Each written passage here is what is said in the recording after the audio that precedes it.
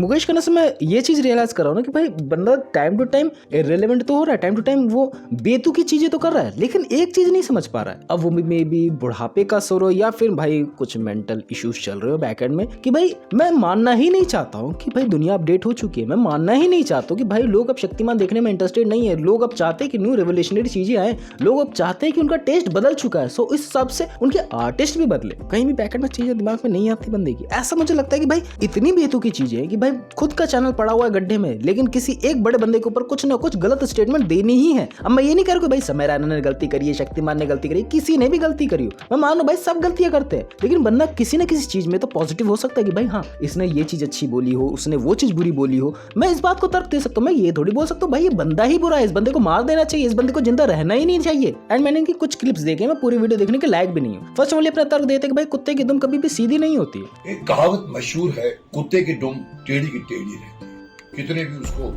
घुसा के रख दो एक बंद डाली के अंदर 2 घंटे 10 घंटे निकालो तो फिर से कुत्ते की दुम टेढ़ी हो जाती है। ये कहावत वैसे कुत्तों के लिए इस्तेमाल नहीं की जाती, ये बंदों के लिए इस्तेमाल।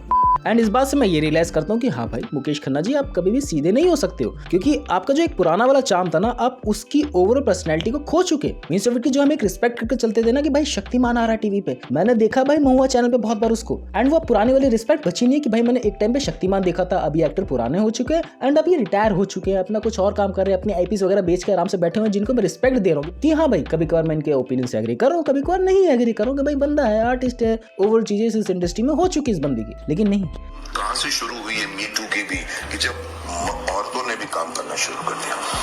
आज औरत मर्द के साथ कंधे से कंधा मिलाकर चलने की बात करती है। लोग वुमन लिप की बात करेंगे, लेकिन मैं आपको बता दूं प्रॉब्लम यहीं से शुरू होती है। सबसे पहला जो मेंबर सफर करता है वो घर का बच्चा सफर करता है, जिसको माँ नहीं मिलती। आया के साथ बैठकर सास भी कभी बहू देख रहा होता है। बंदे को हर बात से प्रॉब्लम है। बंदे को इस बात से भी प्रॉब्लम है कि भाई लड़कियां बाहर जाके काम करें। बंदे को इस बात से प्रॉब्लम है कि भाई जो भी चीजें चल रही हैं तुम अपने माँ बाप के सामने वो सब चीजें क्यों नहीं बोल सकते हो। ये चीजें हैं, वो चीजें, फलानी चीजें, ढिमकानी चीजें, जो चीजें कहीं से भी कुछ भी तर्क जोड़ के तुम लोगों के सामने प्रेजेंट करी जा रही है। मुझे पता है भाई कमेंट सेक्शन में बहुत गालियां पड़ रही है, मैं और ज्यादा गालियां देने के लायक नहीं है उनको, बट बंदे को समझना चाहिए ना अंदर से कि हाँ अब मैं इरेलीवेंट हो चुका हूँ, अब मैं शक्तिमान का रोल नहीं निभा सकता हूँ, अब मेरे को ये चीजें कंटिन्यू नहीं करनी चाहिए। कंटिन्यू करनी चाहिए तो बैक एंड में करनी चाहिए। मैं खुद अब एक्टर बनने के लायक नहीं हूँ भाई। एक बंदे टाइम होता है, एक बंदे का चार्म होता है कि भाई उस पर्टिकुलर टाइम के लिए मैं इरेलेवेंट था, अब मैं इरेलेवेंट हो जाऊंगा। मुझे भी एग्री करना होगा कि भाई एक टाइम के बाद ये चैनल डेड हो जाना ही है, जो शायद से हो रहा तुम लोग बोलते हो, मुझे नहीं लगता अभी डेड हुआ है। सो वही चीज बंदा एग्री करने के लिए रेडी नहीं बैठा होगा कि भाई मैं इरेलेवेंट भी हो सकता हूँ। बंदे को लगता है अभी मैं बहुत वही चार्म लेके बैठा हूँ। भाई ये बंदा सुनील पाल, भाई उसको तो थोड़ा बहुत रियलाइजेशन है कि वो क्या चीजें कर रहा है। बाल लेके चले गोविंदा की, वो भी इसी भ्रम में जी रहा बंदा। तीनों को साथ में लपेटेंगे, चिंता मत करो तुम।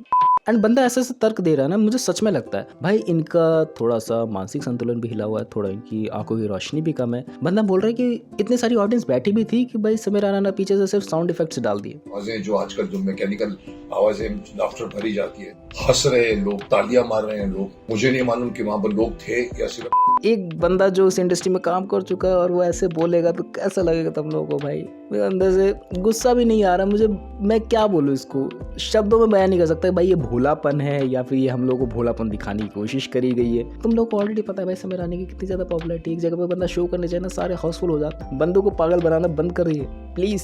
एंड बंदे को इस बात से भी प्रॉब्लम है कि भाई समय रानी के इतने ज्यादा व्यूज कैसे आ गए, ऑलमोस्ट 40 मिलियन क्रॉस कर चुकी है व्यूज। भाई कैसे आ गए व्यूज? बंदे ने मेहनत करी तब आए भाई। बंदे ने ओवरऑल कितने साल इस इंडस्ट्री में घिसा है, बंदे ने कितने ज्यादा स्टैंड अप कॉमेडी करी है, तब जाके भाई वो उस मुकाम तक पहुंचा है जिस मुकाम तक लोग सपने देखते पहुंचने के। उसके नाम पे आपके चैनल पे अराउंड 1.5 लाख व्यूज पहुंचे हैं, वरना आपकी चैनल ओवरऑल डेड पड़ा हुआ है। जब आप किसी फेमस सेलिब्रिटी के बारे में बोल देते हो या फिर आप किसी फेमस बंदे के बारे में बोल देते हो तो आपके व्यूज आ जाते हैं, अपार्ट फ्रॉम इट आपके व्यूज भी नहीं आते भाई। एंड मुकेश खन्ना जी ये भी बोलते हैं कि भाई ओवरऑल डेमोक्रेसी हमारे देश में ये सब चीजें नहीं होनी चाहिए, सभ्यता होनी चाहिए, प्रतिष्ठा, सभ्यता एक तरीके के एक लय में चलनी चाहिए सब चीजें, जिसको हम रोस्टिंग कहते हैं। क्यों अलाउड है ये कहकर कि मैं डेमोक्रेटिक कंट्री में रह रहा हूँ? अरे साहब डेमोक्रेसी का मतलब ये नहीं है कि आप दुनिया भर के लोगों को गालियां।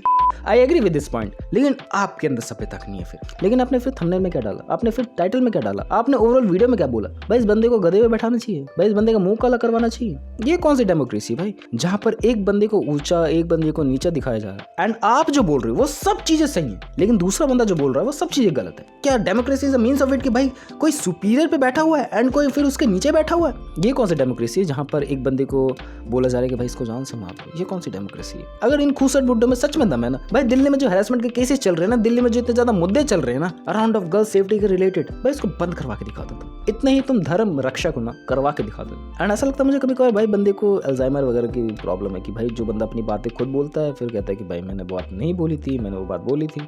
शक्तिमान की वजह से जो सब चीजें हुई बैक एंड में तुम लोगों को पता है कि भाई बंदों ने छत से छलांग वगैरह लगाई, मतलब बंदों कह रहा हूँ बच्चों ने छत से छलांग वगैरह लगाई। शक्तिमान ने बच्चों को मारा है। अरे who the hell are you to tell me this? कहीं भी शक्तिमान गिल्टी नहीं पाया गया। उस समय एक स्कैंडल था, कोई बच्चा नहीं मरा था, कोई बच्चा नहीं गिरा। एंड बंदा उस बात से डिसएग्री करा कि भाई बंदों ने ऐसा सब कुछ करा ही नहीं, सब अफवाहें थी। क्या सब चीजें चल रही है भाई? एक्सेप्ट करो ना मेरी वजह से वो सब चीजें हुई है, रिस्पॉन्सिबिलिटीज लो, एक्सेप्ट करो। You are not like a superior being जिससे कभी गलतियां हो ही नहीं सकती है। तुमसे भी गलतियां होंगी, मुझसे भी गलतियां होंगी, बट कोई उस गलती को एक्सेप्ट कर लेता है एंड कोई उस गलती को एक्सेप्ट नहीं कर पाता है। एंड मैं ये भी चीजें सुन रहा हूँ कि भाई अभिषेक बच्चन भी समय राणा को कुछ बोल रहा है एंड ये सब चीजें फेक है। According to me that's totally fake. अगर तुम लोग के पास कुछ ऑफिशियल लिंक हो कि भाई समय राणा के खिलाफ कुछ बोला अभिषेक ने तो बताना कमेंट्स करके। बाकी मुझे जो भी इंटरनेट पे क्लिप्स वगैरह मिली मुझे लगा कि भाई काट पीट के लोगों ने बोला है, वो रियली है ही नहीं। एंड मेरे को एक रियली बात बताओ, अभिषेक बच्चन के पास इतना ज्यादा टाइम बचा होगा भाई वो बोले इस बंदे को कुछ? बताओ, खुद बताओ कि भाई अभिषेक बच्चन के पास टाइम होगा कि वो इंटरव्यू में आए समय राणा को रोस्ट करे क्योंकि उसकी भी पॉपुलैरिटी बढ़नी चाहिए।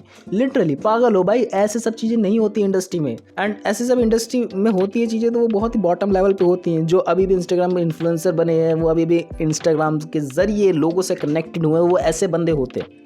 पता नहीं कैसी कैसी अफवाह फैल जाती। एक बार को मान सकते कि भाई अरबाज खान ने कुछ बोला है। बदतमीज आदमी को मैं क्या बोलूं? ये अपने माँ बाप से भी ऐसे ही बात करता होगा शायद। हिंदुस्तान के इतने बड़े महानायक अमिताभ बच्चन साहब, जिसने हिंदुस्तान को सदियों से एंटरटेन किया, आज उनको, उनकी वाइफ को, उनके बच्चे को कोई भी आके कुछ बोल जा रहा है। अभिषेक को कैसे बोल दिया इसने, अमिताभ बच्चन को कैसे बोल दिया भाई, जहाँ मिलेगा ना ठोक डालेगा मैं इसको। भाई क्या बंदे हैं भाई, क्या बंदे हैं। लिटरली मैं ऐसे बंदों से जितना ज़्यादा हो सके भाई दूर रहो।